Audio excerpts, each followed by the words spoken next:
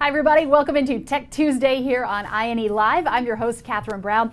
We're wrapping up Women's History Month with a spotlight on the women of INE today, and I am so excited about this stream. We have 4 absolutely incredible women that we are bringing on as guests today, and we hope this candid conversation featuring women of various skill sets, backgrounds, ages, and experiences really will resonate with you and help you along your journey. They're also a lot of fun to be around, and we have had a ton of fun prepping for this, so we hope you enjoyed it as much as we do.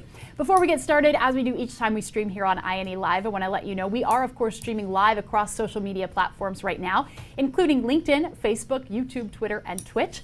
Be sure to like, follow, and subscribe with the notifications turned on for whichever platform you're using so you can stay in the loop when we do get live. And we, of course, want you to get involved. We want you to talk to each other, talk to us, leave your comments, leave your questions. We have an entire team monitoring chat right now. So if you have a question or if you have a comment, drop it in. If you do have a question, we just ask that you go ahead and put a Q at the beginning of that question so that our moderators and we can find that very easily, and we'll get to as many questions as we can today. Now I want to bring in our guests, and we will start with Dr. Amanda Martin. Amanda is an instructional designer and adult education specialist with INE. She worked in the field of education for more than 10 years before transitioning to the tech community. Amanda is an alumni of Auburn University, we'll forgive her for that, go Dogs, Louisiana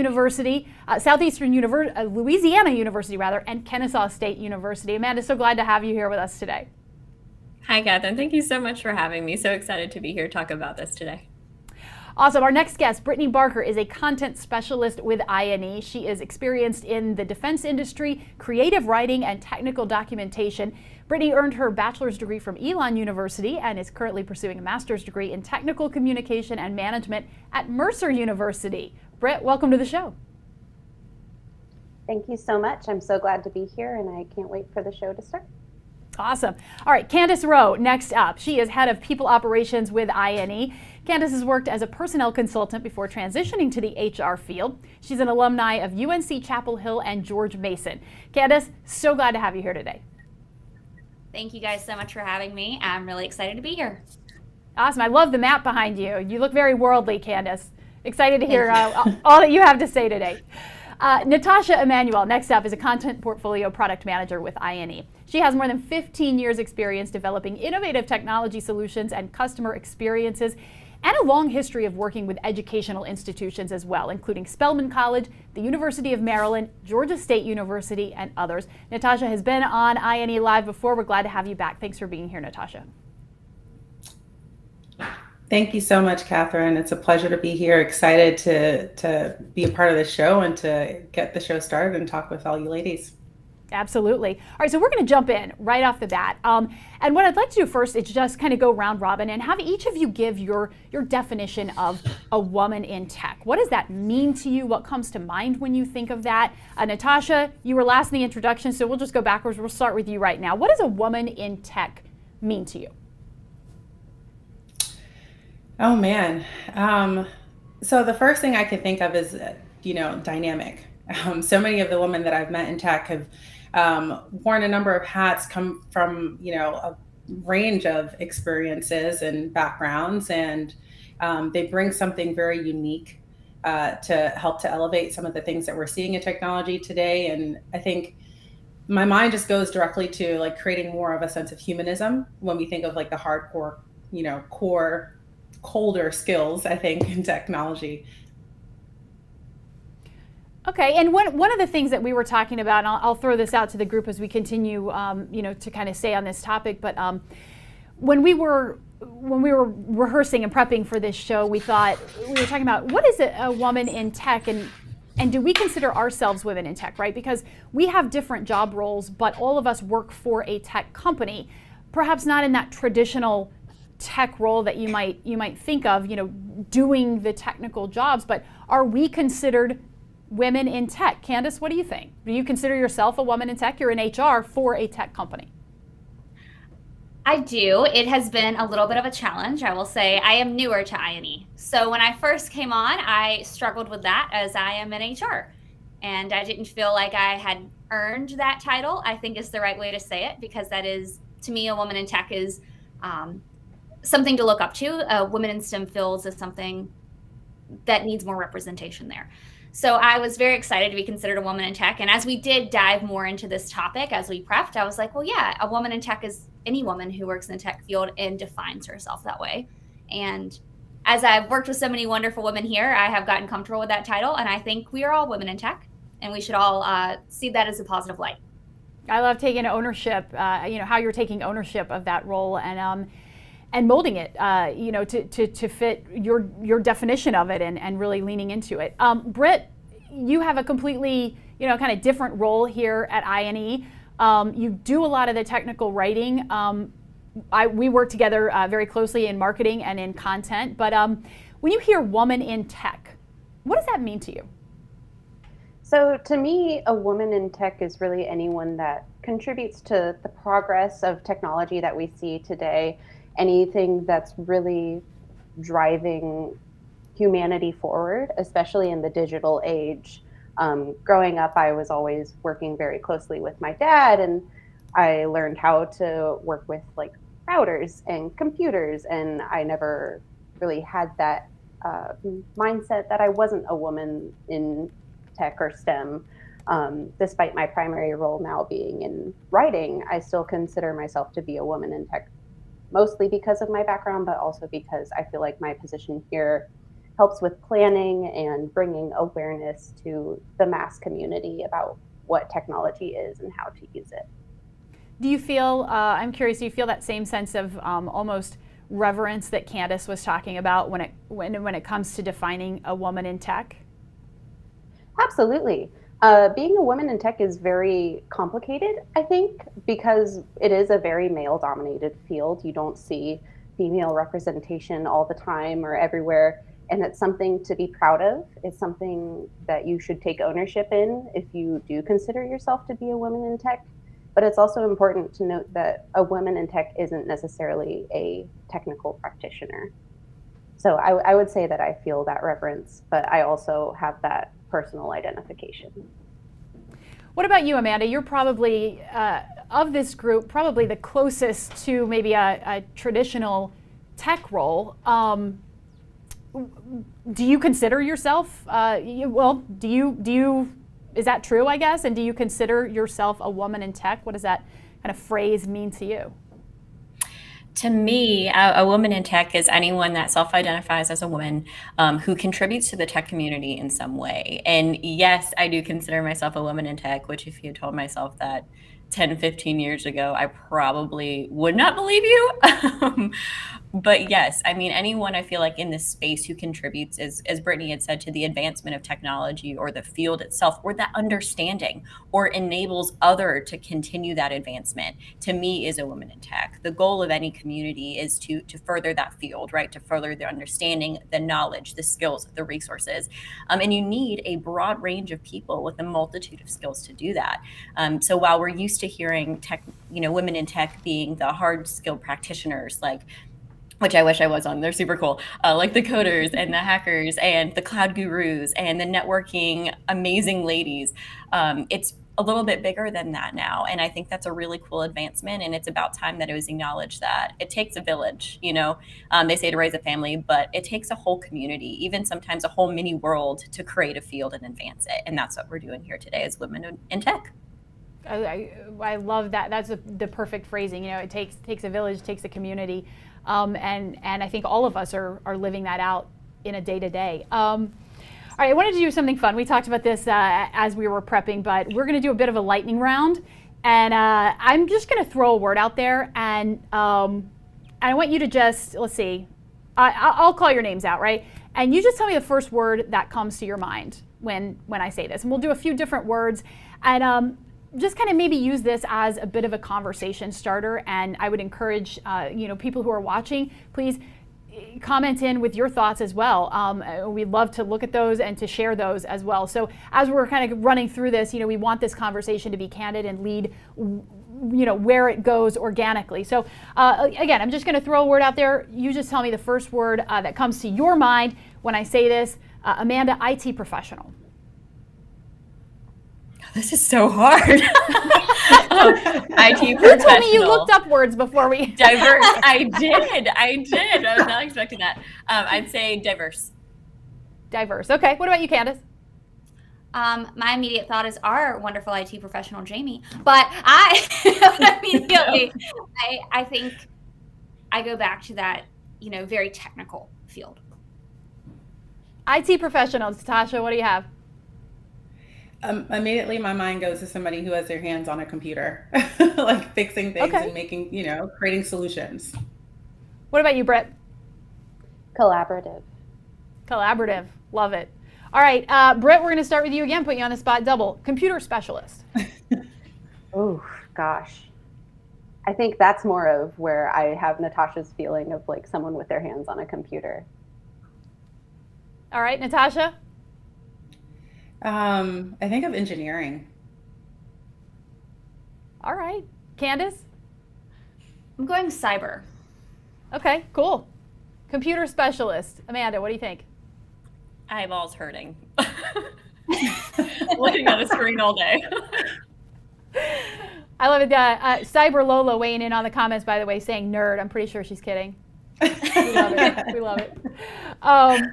So, okay, let's try another one. Tech career. Candace. Varied. I think it's a very varied career. And like Amanda was saying earlier, there is not one definition. And that's certainly something I've learned in my time at INE. Tech career. Britt.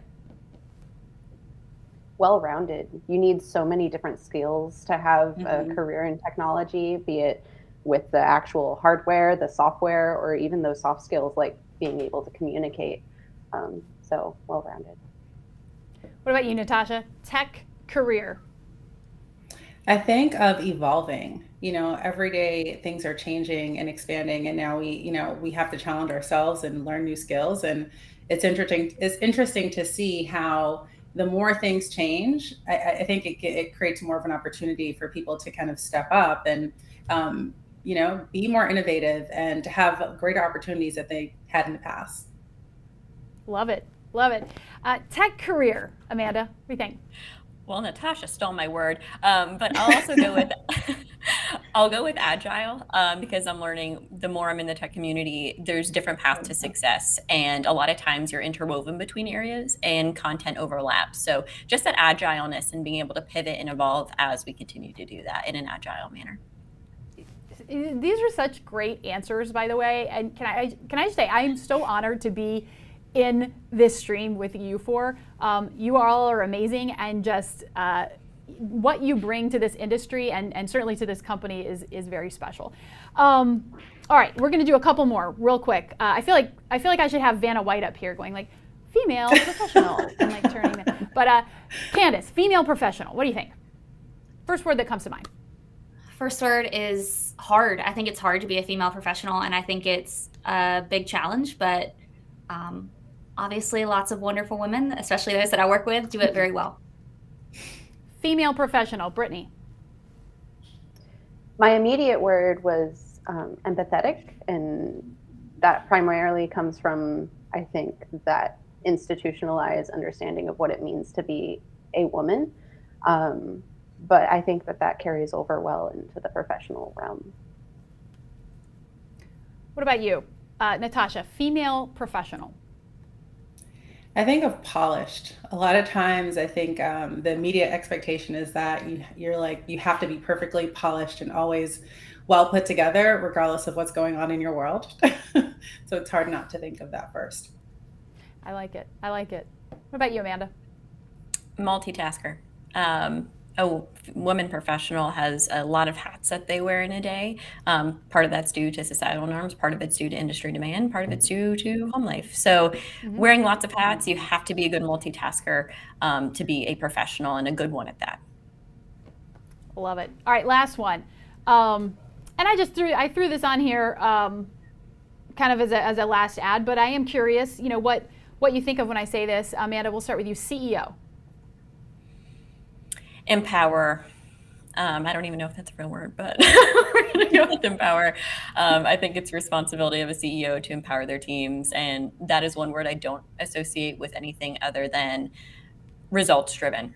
And for a team success, because that is what makes organizational success, which then leads to industry success and advancement. So empower, absolutely. I love that. Any CEOs out there watching, empower your teams. to make you more successful. Candace, CEO. Ownership. I know there are a lot of those books, probably like Lean In, that a lot of women that I know have read, where you're kind of supposed to be the CEO of your own career and you're supposed to be leading your own self as well. So I think of someone who really takes ownership, and that's our CEO's role here at INE as well, to really help guide us. And I want to come back to something you said in there, so I'm making a note, but I do want to get back to that lean in issue before we wrap up today. Natasha, CEO. So I'm struggling with this one, but I'm going to stick with what I thought of first. The first thing I thought of was a man. And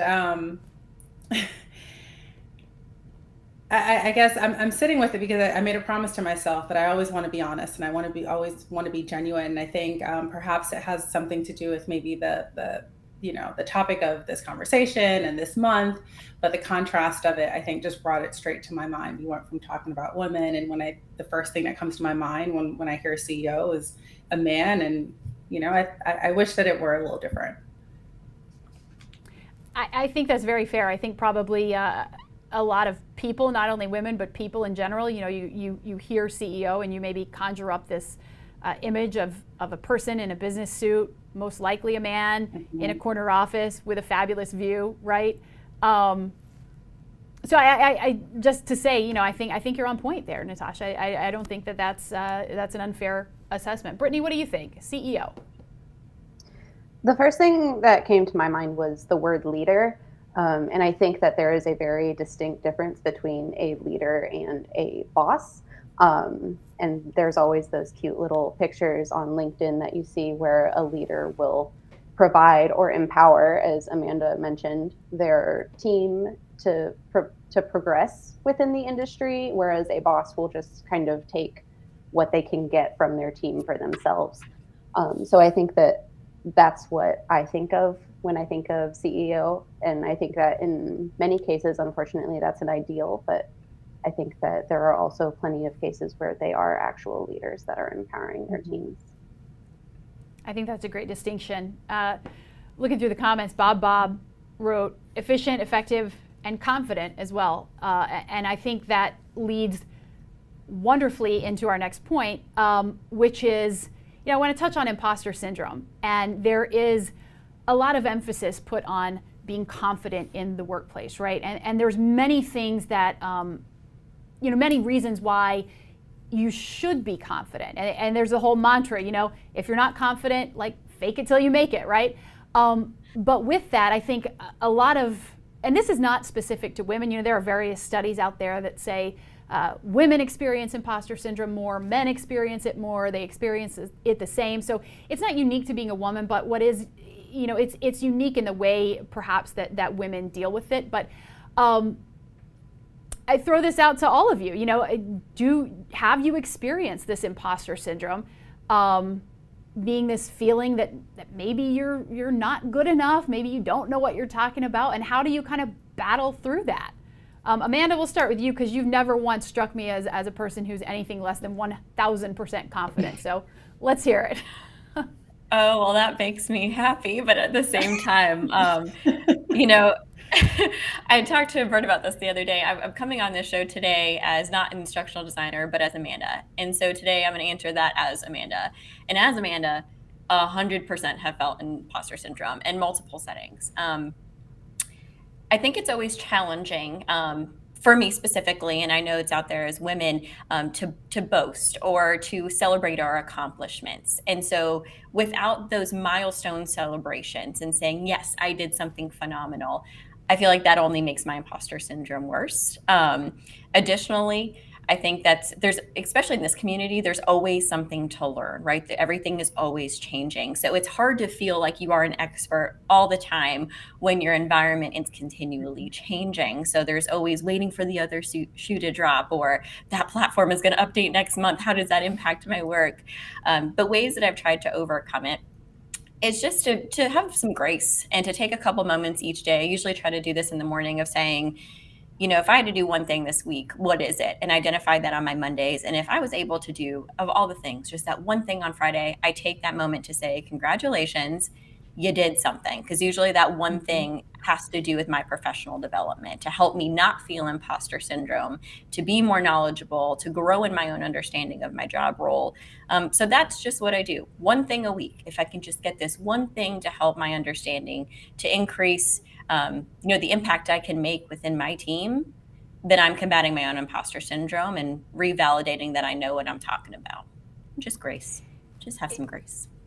And I think that have some grace. I think those are great tips. I think that's a great strategy for overcoming it, because it's not easy, right? You're walking in or logging onto a meeting, walking into a meeting, whatever your dynamic is, and I think, again, anyone who experiences that imposter syndrome knows that sort of like pit in your stomach and that feeling, that those words in your head that say, do I really belong here?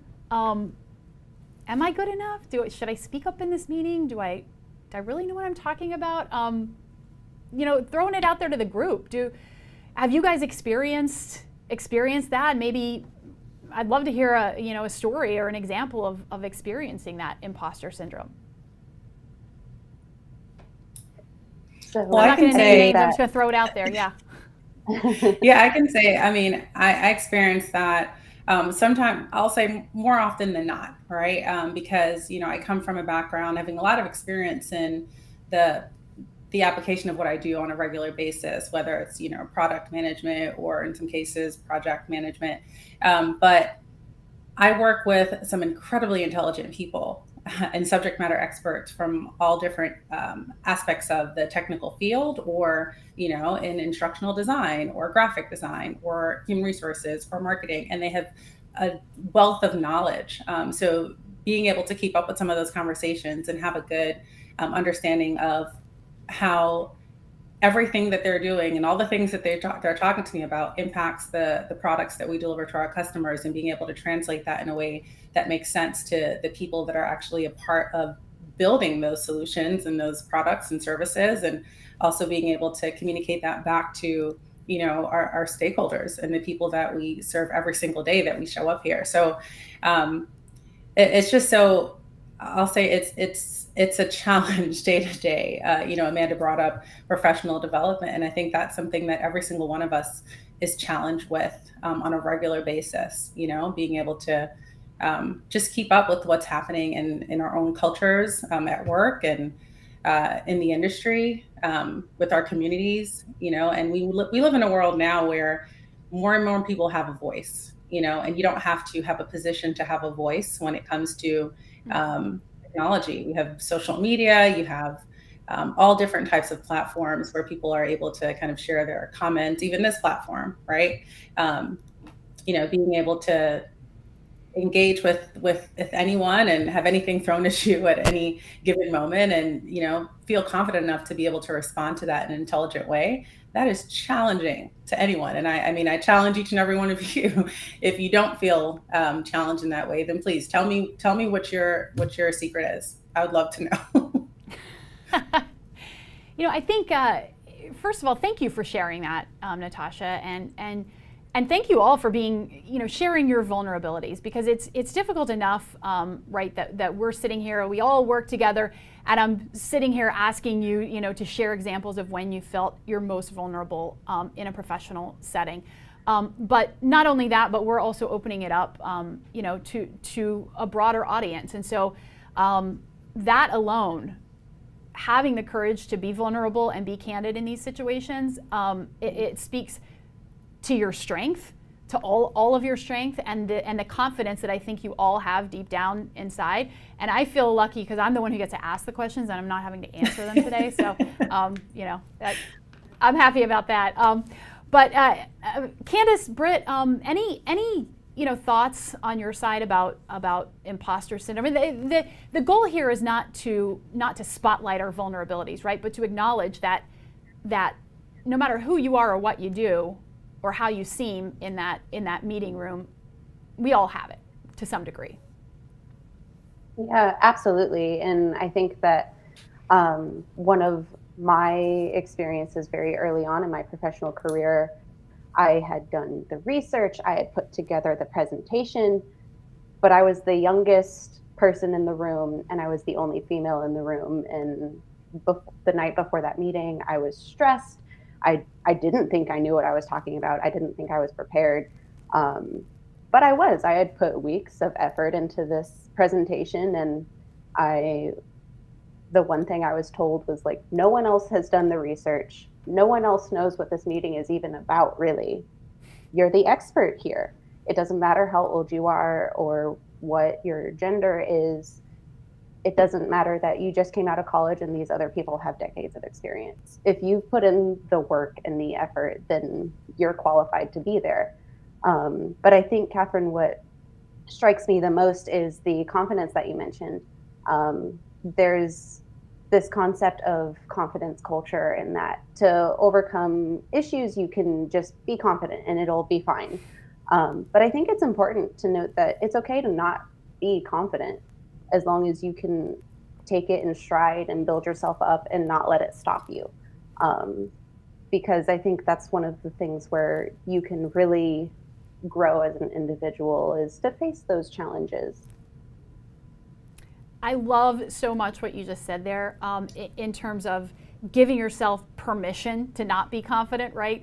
Because we are all told so much, be confident, or back to that, like, fake it until you make it, or you got to walk in like a boss and this and that. But I think, I think, Britt, there's power in giving yourself permission to not be confident sometimes. Candace, what do you think?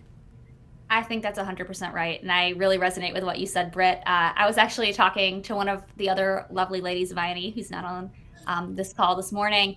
And we were talking about Excel, which we all know there's a million different ways to be an expert in Excel. And she was saying, well, I'm not an expert. And I said, well, that's good. Then you know enough to know that you're not, that you would never rate yourself a 10, because there is so much to know. And I think that's totally normal, that we need to give ourselves that grace and own what we do know, and feel confident enough to ask for help as well. And there has been plenty of times that I've had imposter syndrome. For instance, being invited to this, where I was going, am I a woman in tech? And I think it's wonderful, though, that especially a group like this, we can all empower each other and say, yep, we all deserve to be here. Yeah, and I think that's why having these conversations are so important, right? Women, and this is just the fact, the way it is, women are the minority in tech. I think there's, last I checked the statistic, about 28% of technology professionals are women, and so there is a distinct minority. Amanda, you had something else to add on this topic of imposter syndrome. Yes, just real quick. There is one tip that I did not mention that I think might be helpful for anyone else that is suffering from imposter syndrome. And in the moments where I question myself the most, I just reiterate to myself out loud, you are worthy, over and over and over again until it sticks. Because even if I'm not having enough confidence, in that moment in my own abilities, I realize how much I respect the people around me, and they hired me for a reason. So at that point, that helps to remotivate me. And even though I might not have all the answers, to start looking for them, because people believe in me, so I should believe in myself. I love that tip. I think positive self-talk is so important, whether it's in your career, whether it's in your personal life, whether it's in sports, whatever. Do you ever feel silly when you talk out loud to yourself like that, Amanda? Because I know sometimes, like, I'll do it, or I tell my kids to do it, and I'm like, I'll tell my son, like, you can get this baseball game. You just have to look and say, like, I can do this. Like, I am strong. And he looks at me like, I'm not saying that to myself. Like, do you feel silly? Sometimes, but there's actually sociological rationale behind that called labeling theory. So it goes back to, if we're told something enough, we start to believe it. So the only difference is I'm telling myself, I'm labeling myself as worthy until it sticks. And there are several studies out there that will stand behind the fact of what you say or hear repeatedly to yourself internalizes and can actually dictate your action or your abilities in life. So we're reverse engineering that to make sure that I give myself the love I need in support of the other people as well who feeded that into my life, my friends, my family, and making sure the label that I associate with myself is a positive one that allows me to continue on and advance in any way that I so choose. That is awesome. I've heard the benefits of positive self-talk, and I've heard it, preached to me over and over again. And like I said, I do it, but I didn't have too much insight into the rationale behind it. That's very interesting. Is that a strategy that any of you employ as well? Natasha, I'm looking at you. I feel like you would be somebody who would like look in the mirror and like. It's so funny. So yes, it is in a way. And Catherine, like you, I find myself telling it more to other people than actually doing it myself sometimes. But it's funny because what I'm realizing, just even hearing Amanda share this, is that I do it in a different way. I do it by surrounding myself with other women that are going to remind me that I'm, more than just more than my weaknesses or more than the things that I don't know. A woman that can encourage me and can remind me that I have something of value to offer. And it's not even just women. I think sometimes it happens to just be other women that, are, I'll just say it just happens to be other women. I won't even give you a reason. But surrounding myself with, people that encourage me, people that support me and help to build me up when I forget that, when I forget who I am and who I was created to be. I also do it often in my environment. And I used to think of it as a hobby, but now it's almost like a way of life. It's a necessity. So putting things in my physical environment, in my office, around my home, wherever I am, that remind me of the person that I want to be, and who I need to show up as every single day, whether that's a picture, words, even the way that I set things up in my workspace. It's all to help to, I guess, to just kind of fine tune my way of thinking, my way of being, so that, I can perform my best and I can deliver at my best every single time. I love it. I want to get back to something that Britt, I think it was you that was mentioning lean in. I can't remember who exactly was, but that theory of leaning in goes back to a book written by Sheryl Sandberg years ago, who was talking about how it is so important to be the CEO of your career, right? And you really, like, as women, particularly women, mothers, parents, you need to lean in to all of the responsibilities and not try to be perfect at everything, but just like lean in and understand that, you can be imperfect at a lot of things and you have all of these responsibilities, but like embrace them, don't fight them, right? I'm curious about your thoughts on that, because it was a controversial book, particularly when it first came out, and a controversial theory. There was a lot of talk about when she wrote the book. It's like, oh, it's great and it's very empowering, right? But she was very successful at the time and had a room off of her office where her baby was and her nanny was and this and that. And so people are like, well, it's easier for her to lean in when you have all of that than it is for somebody who's, maybe not as far along in their career. And I'm curious because we're all in different places, right? I have 3 kids. Natasha, you have kids. Britt, Amanda, Candace, we're all in different spots here in our lives. And I'm curious what your theory is on leaning in and the degree to which women should lean in and how you approach that. Amanda, let's start with you there. So my thoughts on this, I have not had a chance to read this, which now I'm intrigued because I really, really love to read. So I will be doing that after this. Now I know my weekend plans. But without knowing the whole scope of the book, I think it's important to contextualize it, right? So I do want to bring up the concept of intersectionality, right? Kimberly Crenshaw, and she talks about how every single woman in particular, a person, but women here have different experiences and experience obstacles differently depending on their own characteristics, right? So we each have these different characteristics in life, and some of them might lead to certain types of treatment or not treatment. And so I feel like that applies here. For this particular author, she did obviously have some sort of stable income at the time where she was able to afford a nanny, more than a 1-bedroom home, which is, a luxury in itself. I don't know the race, ethnicity, religion of that individual to be able to say that. But by me saying that, I think it's appropriate for her. The lean in might have been true to her experience and her lifestyle and where she's at in that moment. But I can tell you, different individuals with different circumstances, socioeconomic, race, religion, gender, are going to experience those words that lean in differently depending on where they're at in their lives. So I think that there's, as in all advice, there's probably some pieces that can be applied to anyone in any given situation, but we just have to keep them in mind context. And for our lives and where we're at, do our own little cost benefit analysis is what pieces of this can be helpful for me and how can I apply them, or maybe even tweak them a little bit to fit my life to get some positive outcome out of it. So I don't necessarily think it's a bad thing to lean in, but I think it's important for each of us to digest that information in a way that applies to us realistically and then use that to our advantage to create positive change within our own worlds. Yeah, I love that. I love your answer there, and just your whole take on that question. Anybody else have any thoughts? I don't want to put you guys on the spot too much. Only Amanda, but no, I'm just kidding. But did you have a chance to read? Are you familiar with the theory? And do you have any thoughts on leaning in and what that means to you? I do. I think, like Amanda said, everything with a grain of salt.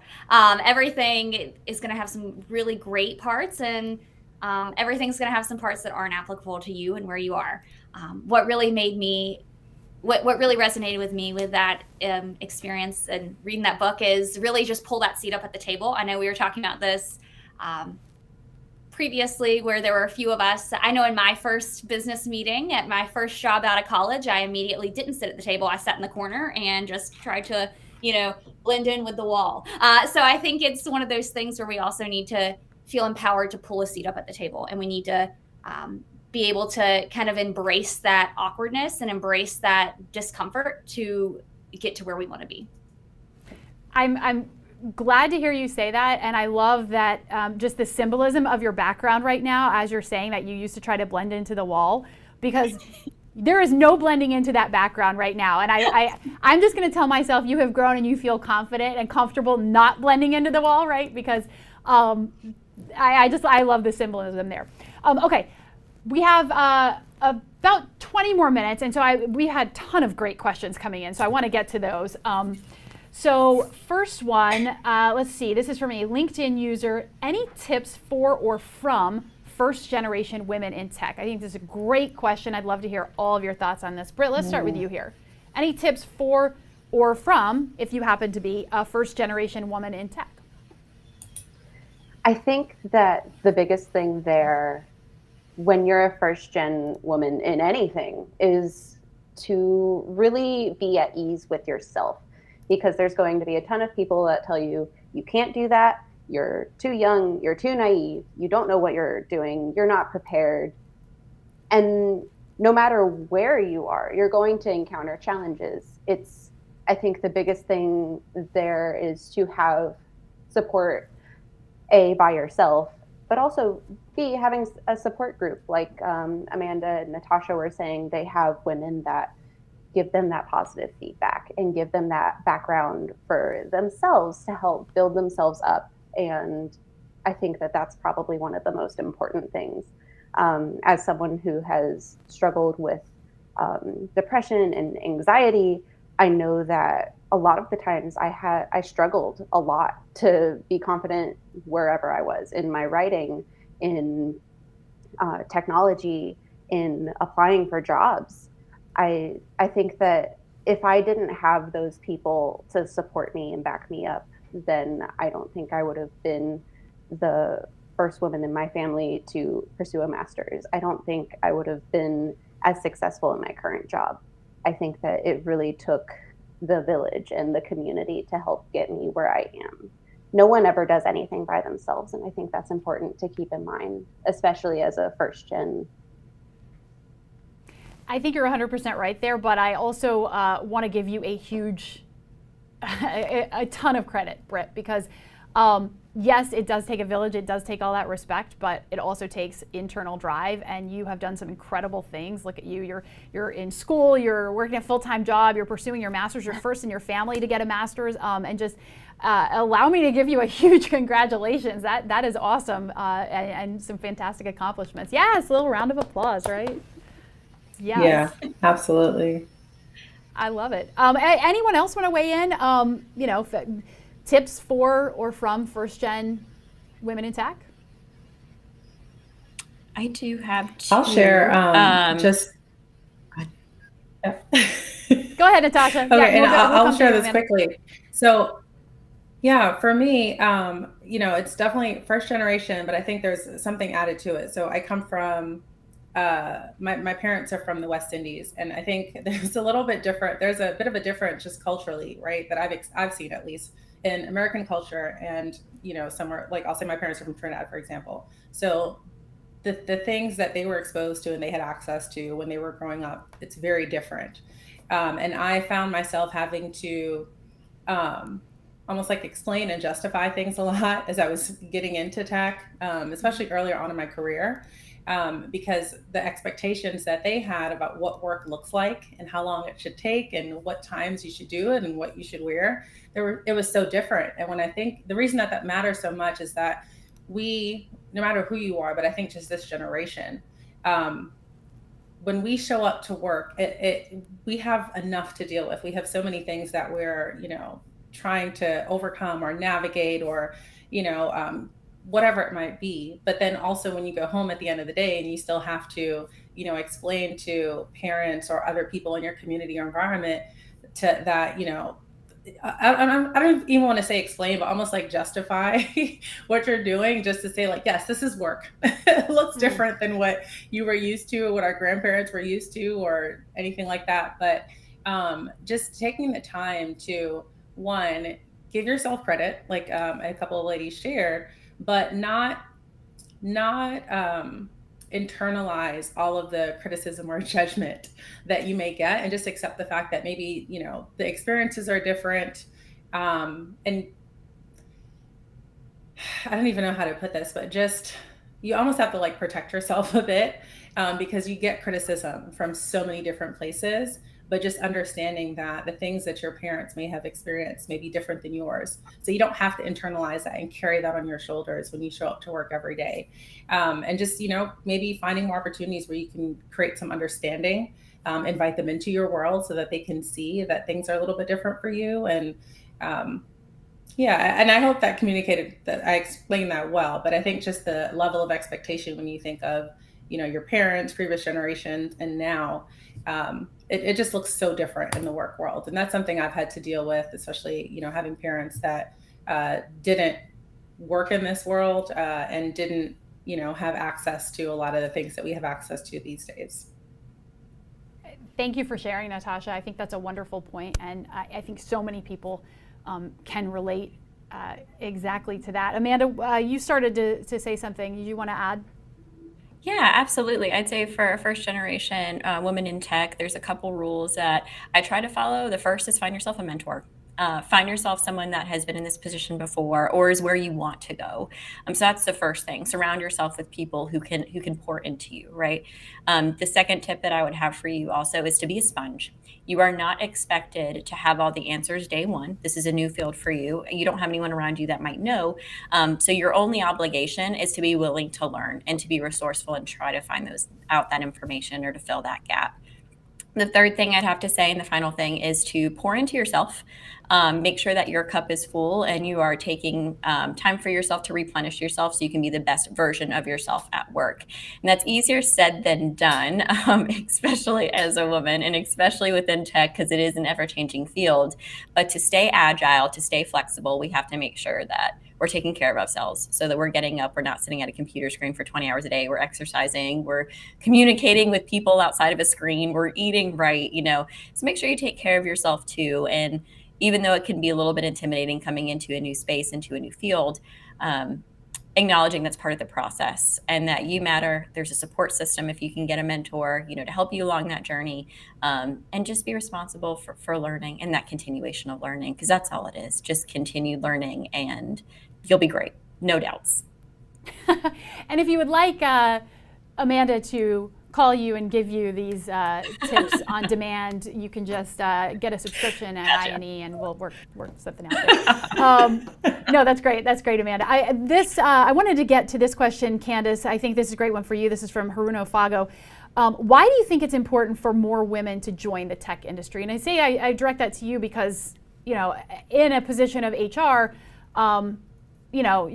that's one of your challenges, right? Oh, it definitely is. We are hiring. Please feel free to check out the careers page. Yes, we are. Yes. I think it's really important because it really does make for a better team and a better product. When you have, we serve a diversity of customers here at INE. We can't paint what one customer looks like for our business as a whole. And when we can have those perspectives that are varied, we can make sure that we are, making better products that have better language, that better target and help everyone learn. I think it's easy when you're in a room full of people who look just like you and have your same experience and your same background that you can not realize some of those little missing pieces. So when you have a variety of opinions and, different types of people in the room, you can really make not just a better product, but a better organization. So I think it's really important for everyone to have a seat at the table, and especially women to be, they're 50% of the world. I think it's important for them to be a large part of the tech industry as well. Yeah. And abolish the echo chamber, right? Get different viewpoints in there. Brittany, this is a great question that came in from Cyber Lola. Brittany, how do you manage your time between work and university studies? You've got a lot going on. I only know mainly about your work responsibilities, and that is overwhelming. Now you have university, you're studying for a master's degree. How do you balance it all? Sure. So I think that's a very interesting question, because when I look at my schedule, I don't think, oh, I really need to balance this. I think, okay, I need to put some of my time towards each of these things. For work, you have the standard work day, the 9 to 5, and you have your responsibilities there. But then after work, yeah, sometimes I'll think about it and I'll kind of be like, well, I wonder how we could solve this or how we should approach that. But a lot of the time for work, I try to disconnect and really detach myself from work, just because I want that work-life balance. And in terms of university, right now I'm in the research segment. I've been able to have great classmates, and even some of my peers at work have been very supportive and encouraging in my research efforts. So I think most of that has just come from good time management. I'm very lucky in that the program I selected was meant for working professionals. The class times are from 8 to 9:30 at night, so it doesn't really interfere with my work life all that much. But it's also presented a lot of opportunities. A lot of the homework, if you will, has been applicable to my work. For example, creating technical documents and statement of works and processes. I've learned so much about how the corporate work functions that I wouldn't have learned otherwise, and being able to hear other people's experience. So I think, if anything, it's helped me to be more efficient and effective during my work time. I absolutely love that answer. You've almost convinced me to go for my master's. No, that's a great answer. We had another. This question I thought was really interesting that everyone can speak to, whether you have kids or were a kid who was raised. But how do you think parents raising future women in tech can best support their children? I'd say just making it normal. I'm not even going to call on anybody this time.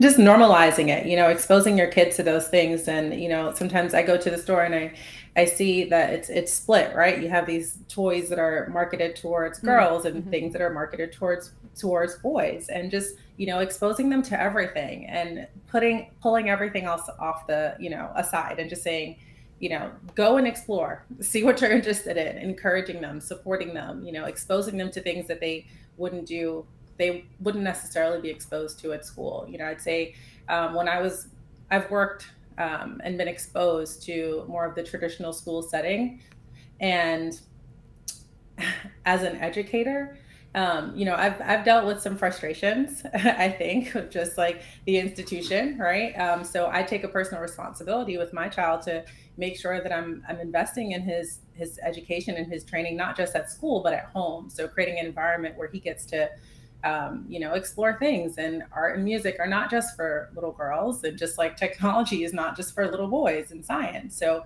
giving them access, and letting them see that it's for everybody, whether you have a son or a daughter, or regardless of how your child identifies and sees themselves, but allowing them to kind of explore and find that for themselves, and not be told this is what you should do or should not do. Yeah, overcoming those stereotypes, starting right out of the gate. Anyone else have any thoughts on that? How can parents best support future women in tech? I think for me, I 100% echo. Oh, go ahead. Oh, sorry.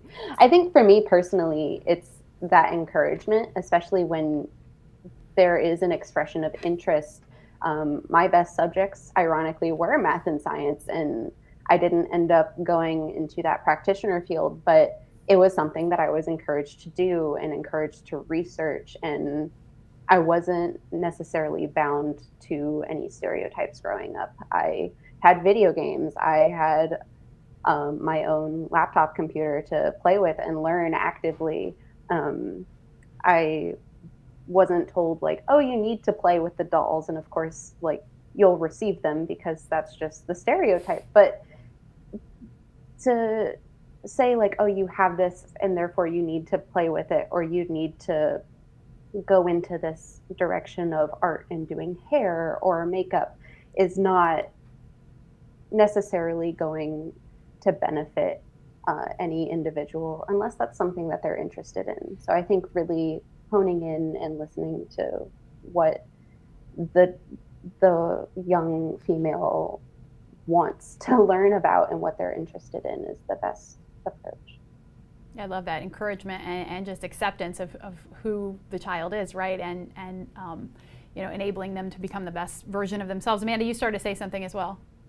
Yes. So I echo all of this. I was especially excited to hear about Natasha talking about the socialization of children with toys and even colors. Like, I think back to the Leap Pad. I don't know if anyone had a Leap Pad or maybe has a kid that had a Leap Pad that my sister had, and it was green. And I remember I was younger and I was like, why isn't there a pink one? So, and that deterred me from wanting to play with this Leap Pad. And as ridiculous as that sounds, even being intentional, and I love that Natasha said that about taking the stereotypes out, normalizing it, right? So go down the aisles and just whatever you think would be interesting, go for it. Like, the color doesn't matter. The character, doesn't matter. Just that idea. And the second thing, I think, as the child starts to get a little bit older, there is a lot more emphasis now in schools, which I am so excited about, for STEM and STEAM. And so there's a lot of clubs that potentially your child can be a part of, extracurricular activities even. They have these really cool hackathons now at the high school level. So there is some opportunity for engagement as like a social club and in development that way. So I would highly recommend taking a look into that. You can call down to your school, whatever school your child is potentially in, see if they have anything there. And if they don't, you can always see if there would be a teacher willing to sponsor it, because a lot of times it exists, but without the demand, the teacher doesn't think about doing it. So express the interest and something will come of it, I promise. Awesome. I love it. As a parent, I'm going to take that advice. Yeah, go ahead. I would just add, go ahead and let them explore, but let them fail too. Especially in tech, there are way more opportunities for failure, I feel like, than, you can totally mess up a program. You can totally mess up so many different things. So it's okay, and just keep re-encouraging when that failure happens. It's a lot harder to fail at coloring a picture than it is at certain other elements. You can definitely fail at a math problem. We may not necessarily fail at some art. So I think just encouraging that attitude, that just keep trying, and really, it's okay to fail. So many nuggets of wisdom from this group of people. Amanda, Candace, Natasha, Britt, thank you all so much for being here. I could literally talk to you all day. I might just invite you to a Zoom later today so we can just continue talking. No, thank you guys so much for being here, for answering questions, and most of all for being candid, for going there, letting your vulnerability show, and just offering some expertise and some insight for our audience today. Thank you.